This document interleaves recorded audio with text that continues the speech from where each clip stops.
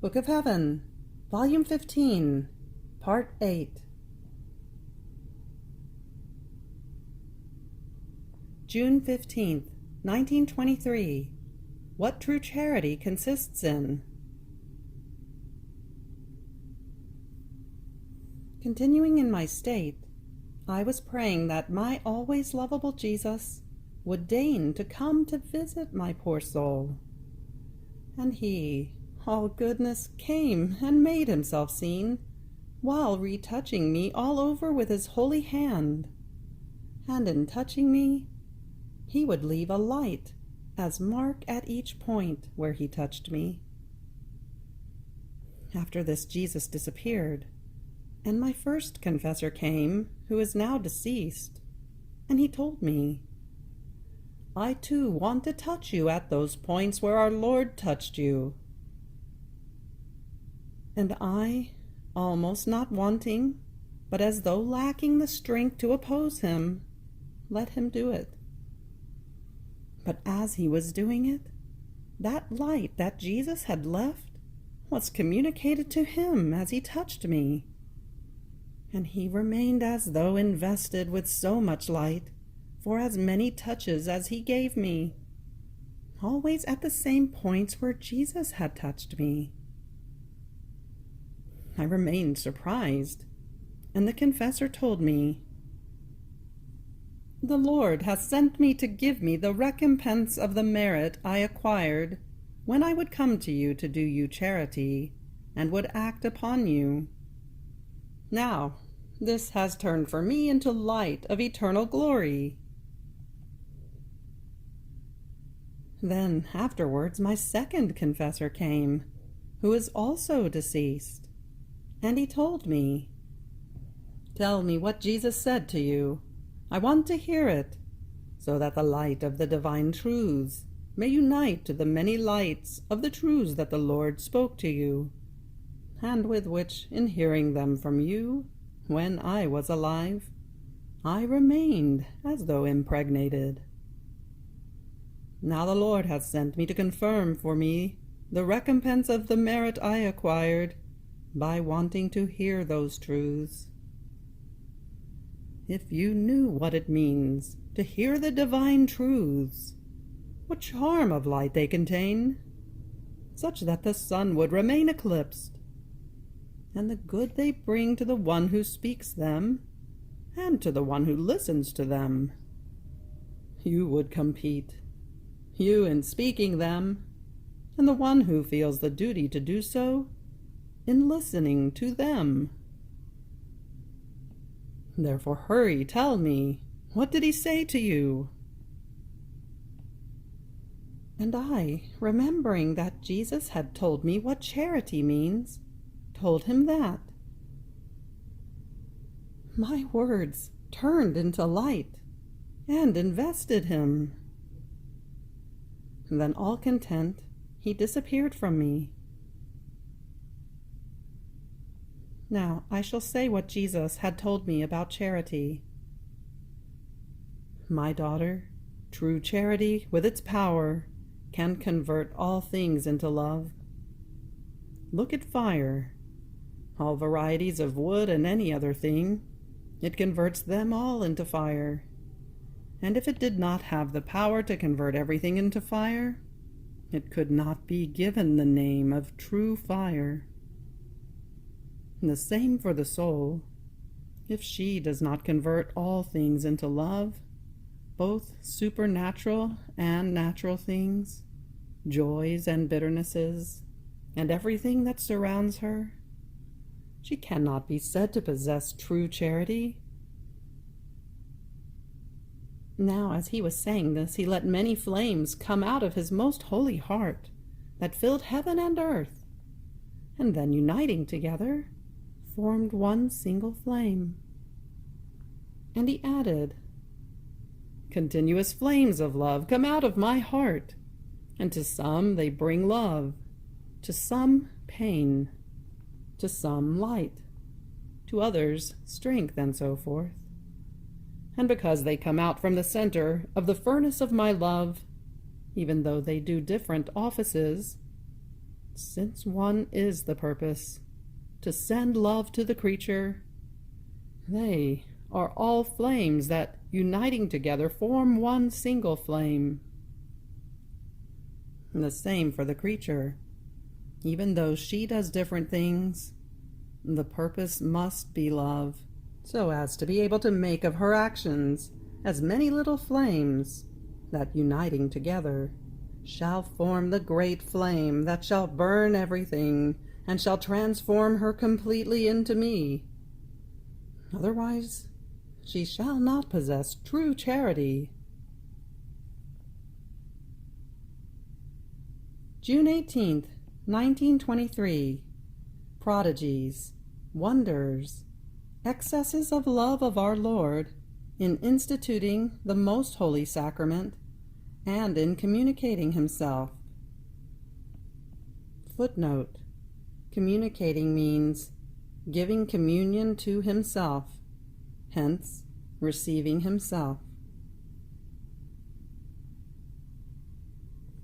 I was feeling all absorbed in the most holy will of God, and blessed Jesus made present to me, as though in act, all the acts of his life on earth.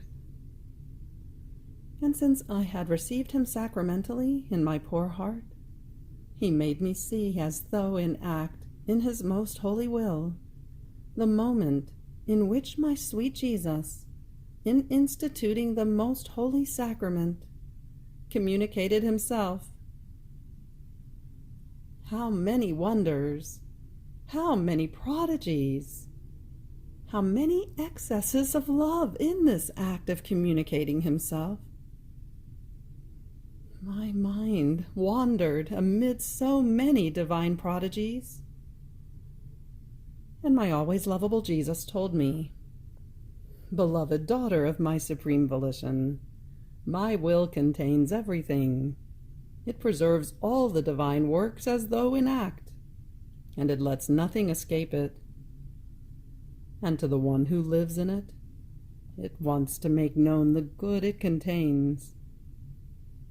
Therefore I want to make known to you the reason why I wanted to receive myself when I instituted the most holy sacrament." The prodigy was so great and incomprehensible to human mind.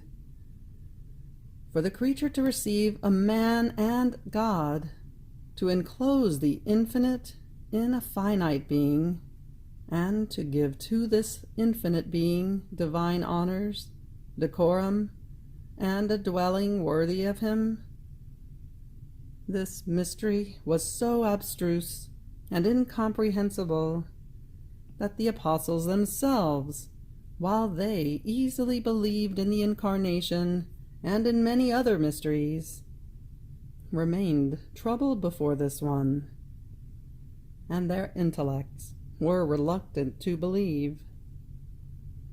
And it took my repeated saying for them to surrender. So what to do? I, who instituted it, was to take care of everything, since when the creature would receive me, the divinity was not to lack the honors, the divine decorum, the dwelling worthy of God. Therefore, my daughter, as I instituted the most holy sacrament, my eternal will, united to my human will, made present to me all the hosts which were to undergo the sacramental consecration until the end of centuries. And I looked at them one by one. I consumed them, and I saw my sacramental life palpitating in each host, yearning to give itself to creatures. My humanity, in the name of the whole human family, took on the commitment for all, and gave a dwelling within itself to each host. And my divinity, which was inseparable from me, surrounded each sacramental host with divine honors, praises, and blessings, to give worthy decorum to my majesty. So each sacramental host was deposited in me, and contains the dwelling of my humanity, and the cortege of the honors of my divinity. Otherwise, how could I descend into the creature?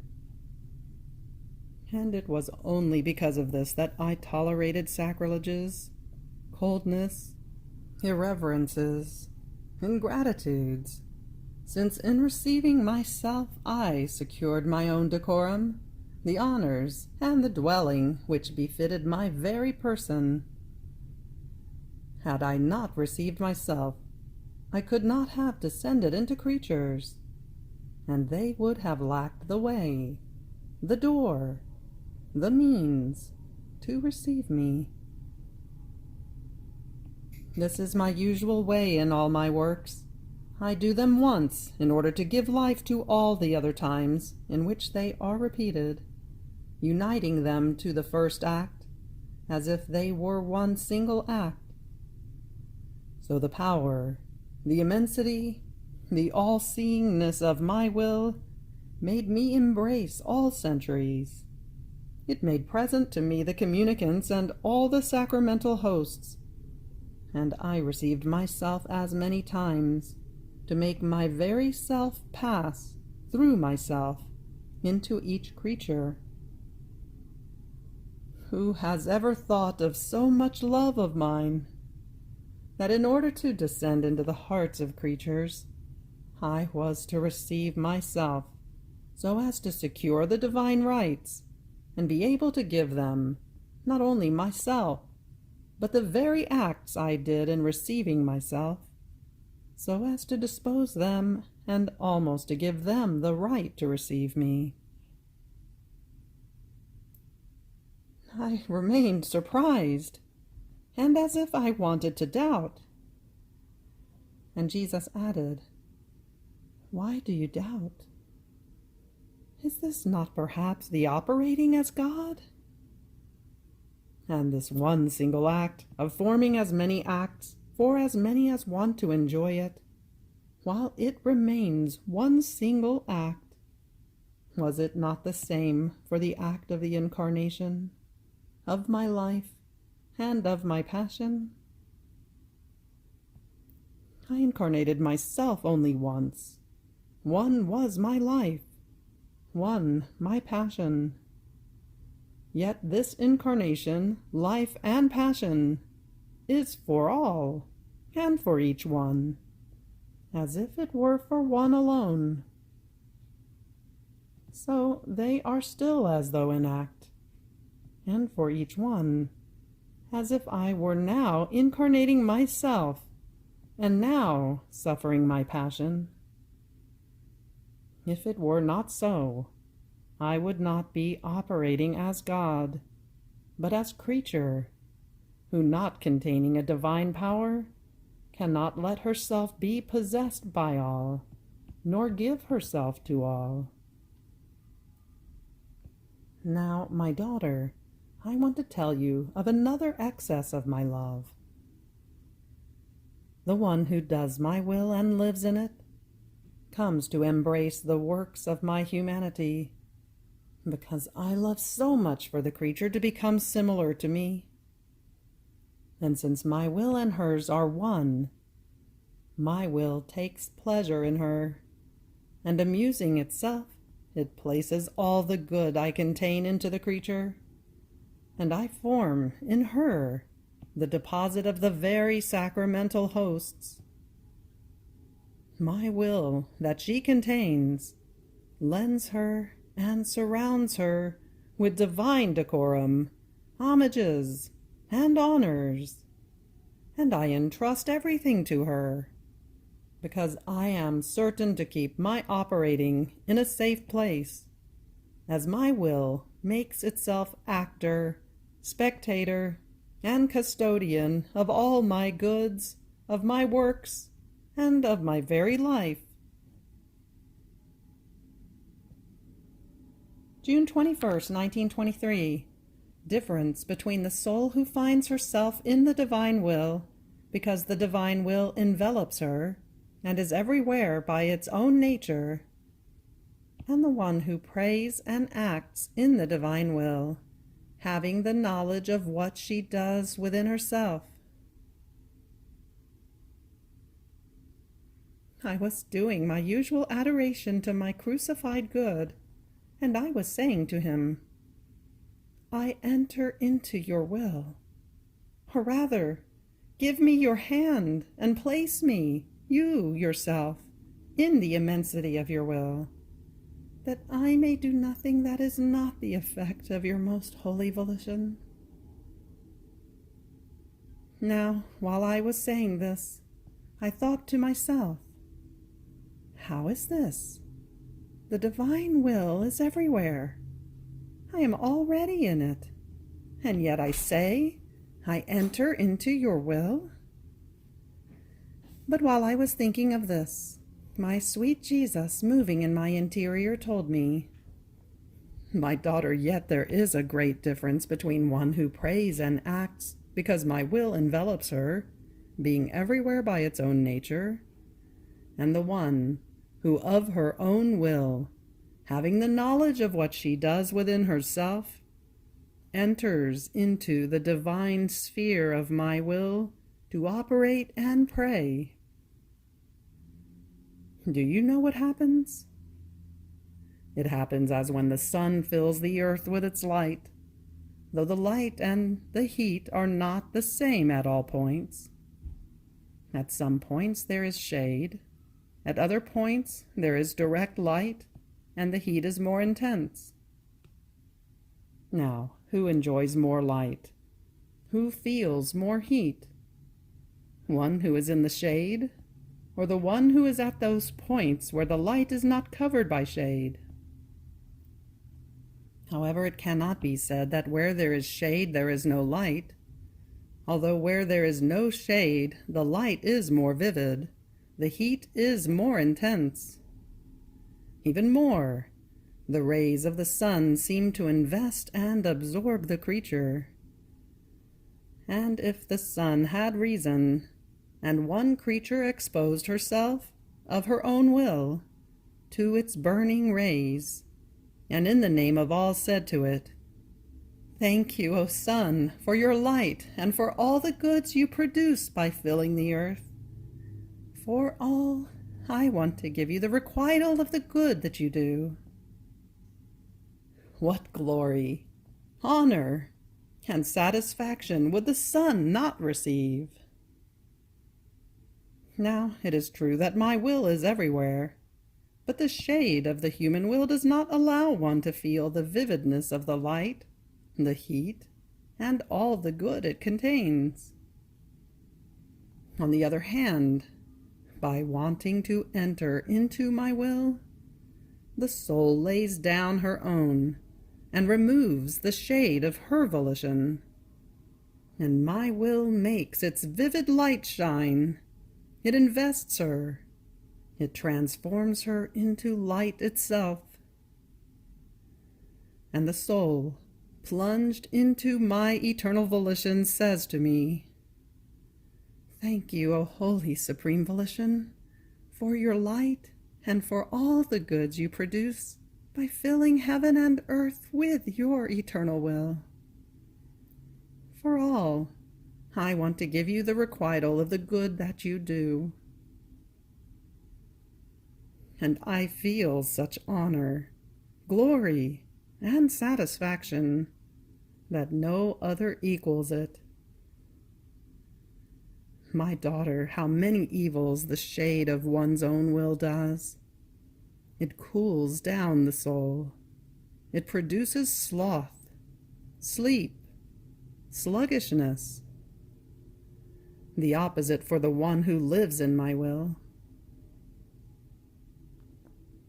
Then after this I found myself outside of myself, and I saw as if contagious diseases were to come, and many were carried to leper hospitals.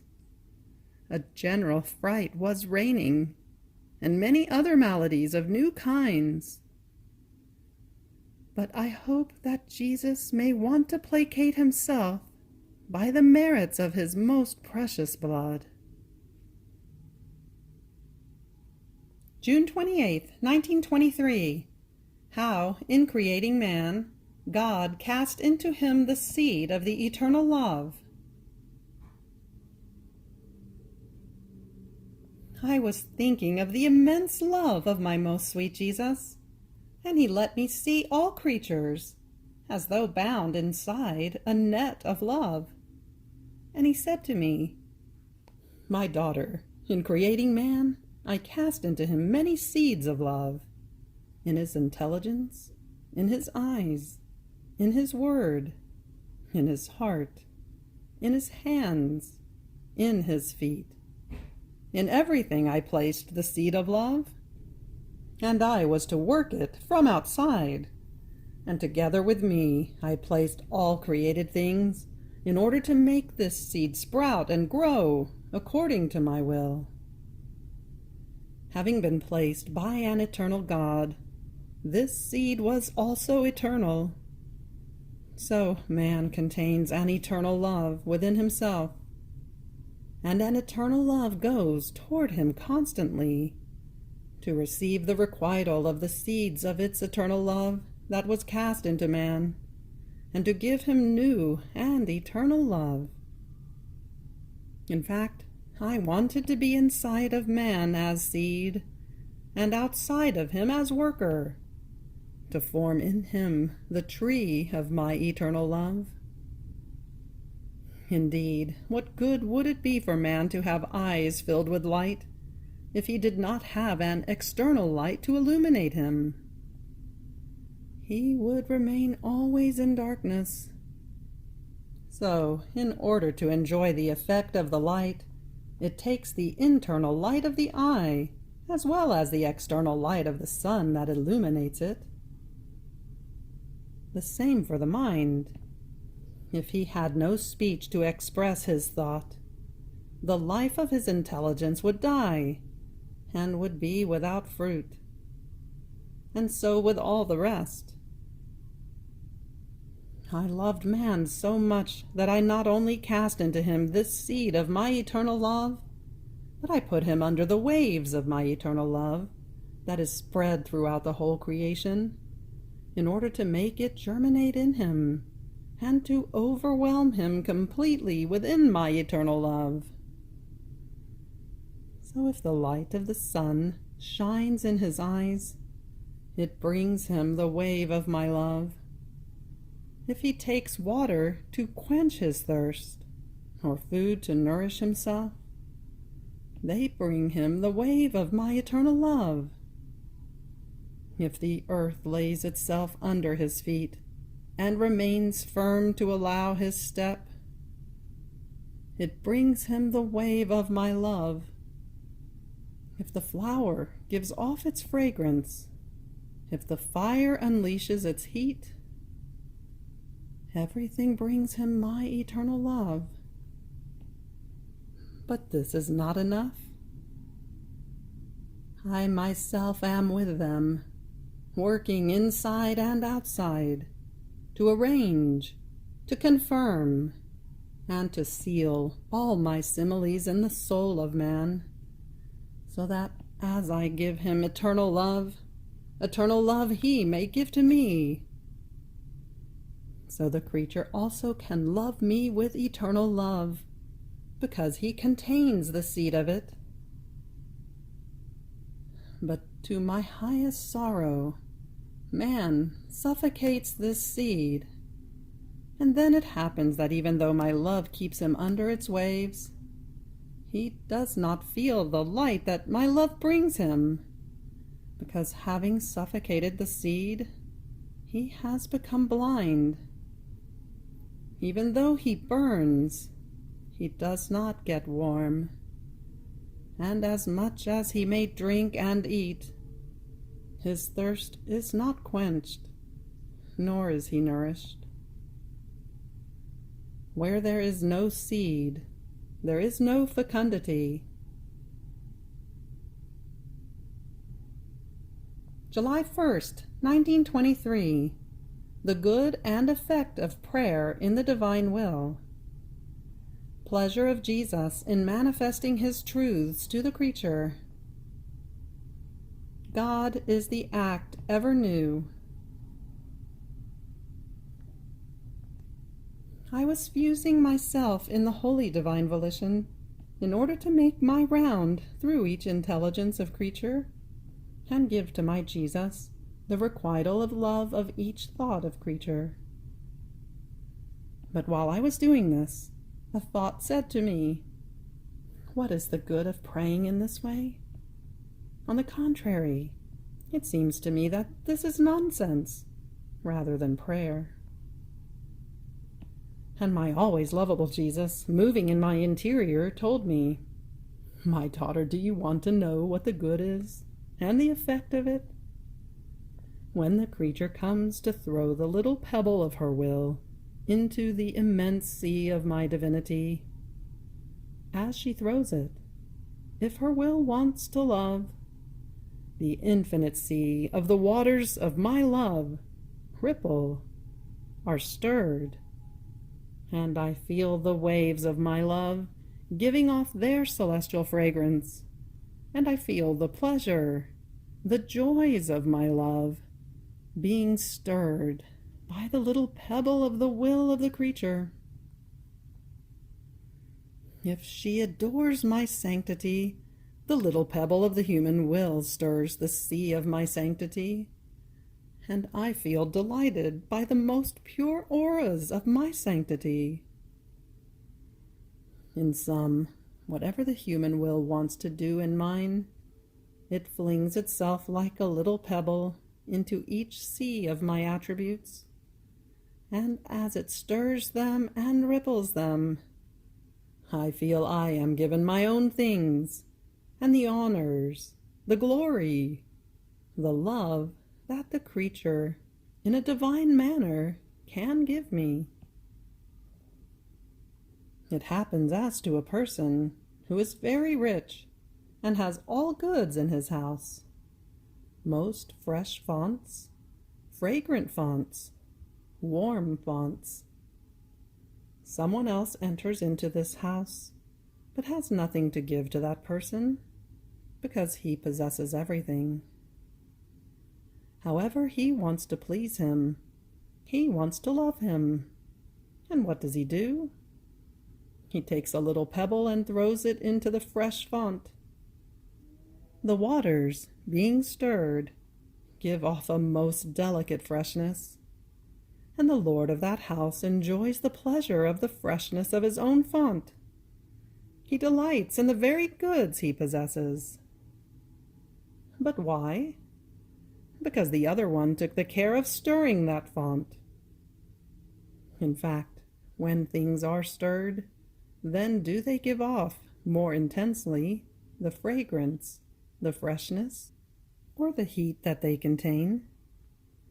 Here is what it means to enter into my will, to stir, to move my being, and say to me, "Do you see how good, lovable, loving, holy, immense, powerful you are?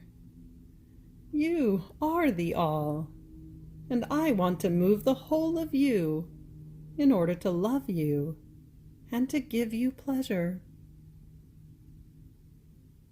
And do you think this is trivial?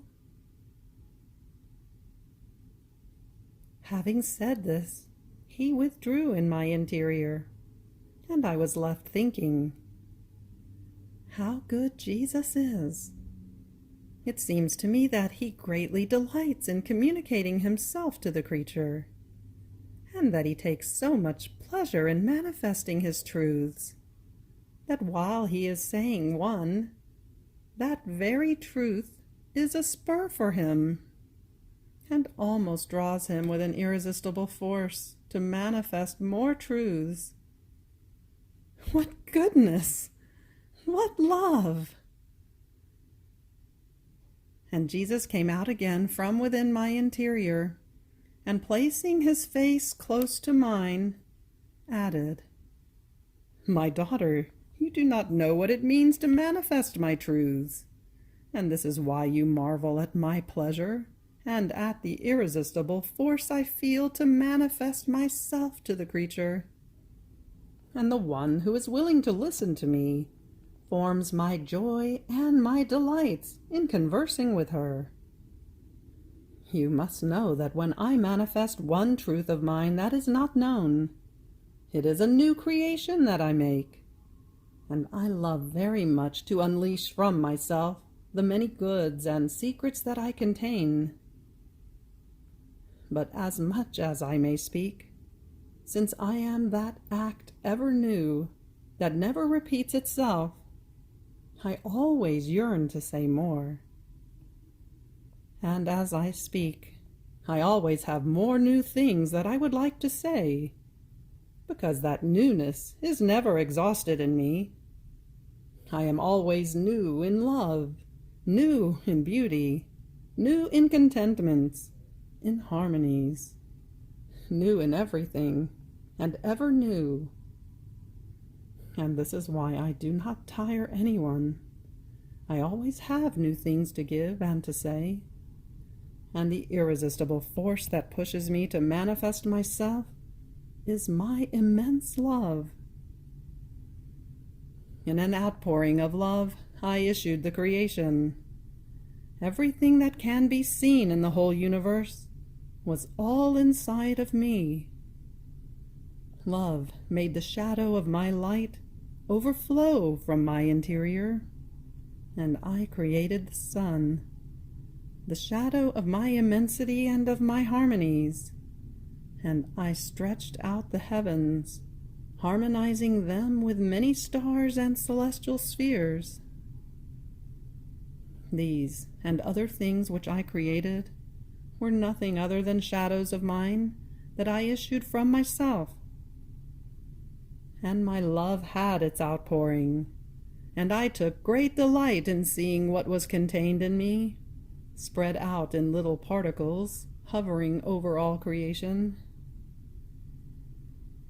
Now, what shall my joy be in manifesting my truths, that are not shadows of mine that come out of me, but the substance of the goods that I contain within me, that speak of me, not in a mute language like all created things do, but with clear, sonorous, and eloquent voice, and that since my word is creative, like a new creation, create in the soul the truths that I manifest. If with one fiat I created many things, in manifesting my truths, it is not just one fiat that I pronounce, but as many words, for as many as are needed, in order to manifest and to have souls comprehend that which I want them to understand. Imagine then what my contentment is in manifesting my truths to the soul who not in a mute language, but with speaking voice, shall manifest my goods, my truths, to others, in order to infuse in the others the goods she has received. Therefore, in manifesting my truths, my love finds its outpouring and becomes festive, and I greatly love the one who is willing to listen to me. You have reached the end of the Book of Heaven, Volume 15, Part 8. Fiat.